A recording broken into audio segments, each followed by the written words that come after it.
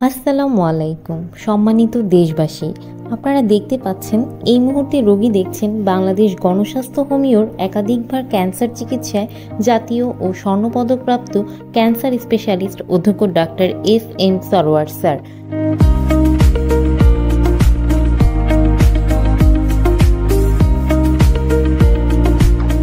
তিনি শনি, রবি ও সোমবার রোগী দেখেন 14 পুরানা পল্টন, ঢাকা 1000 এবং মঙ্গল, বুধ ও বৃহস্পতিবার হবিগঞ্জ সদর শ্মশানঘাট। যে কোনো তথ্যের জন্য, পরামর্শের জন্য অথবা সিরিয়ালের জন্য যোগাযোগ করুন 017-085-42064 অথবা 017-985-24852 এই নম্বরে।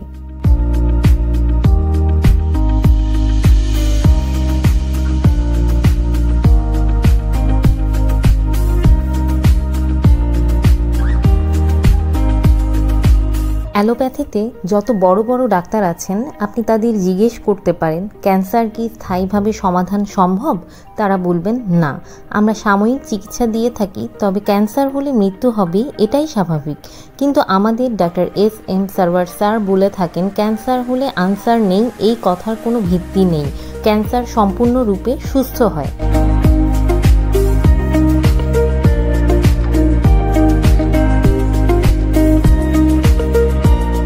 গত 30 বছর যাবৎ ক্যান্সার, কিডনি, থ্যালাসেমিয়া সহ সকল অপারেশনের রোগীগুলি অপারেশন ছাড়া জার্মানি মেডিসিনের দ্বারা স্থায়ীভাবে চিকিৎসা করে আসছেন ক্যান্সার স্পেশালিস্ট অধ্যক্ষ doctor SM. Sarwar sir. Bangladesh গণস্বাস্থ্য হোমিওর দ্বারা ইতিমধ্যে কয়েক হাজারেরও বেশি রোগী সুস্থ হয়েছেন। এখন পর্যন্ত যারা চিকিৎসা নিয়েছেন তারা সবাই আলহামদুলিল্লাহ সুস্থ আছেন। এর যথেষ্ট প্রমাণও আছে।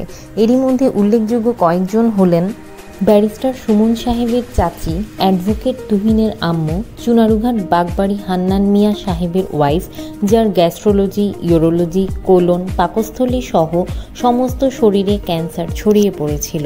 সারা শরীরে পানি জমে গিয়েছিল, কিডনি ড্যামেজ হয়ে 30 পয়েন্টে চলে এসেছিল। বাংলাদেশ, ইন্ডিয়া, সিঙ্গাপুরে চিকিৎসা করিয়ে সুস্থ হননি। ডাক্তাররা বলেছে আর কোনো চিকিৎসাই নেই, উনি হয়তো আর 3-4 দিন বাঁচবেন, আপনারা বাসায় নিয়ে যান। তারপর তারা ডাক্তার এস.এম. সরওয়ার স্যারের শরণাপন্ন হন।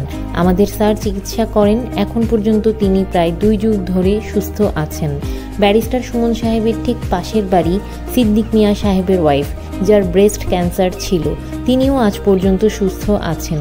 ব্যারিস্টার সুমন সাহেবের বাড়ির পাশের 3টি ক্যান্সার রোগী, এখনও 3 জনই সুস্থ।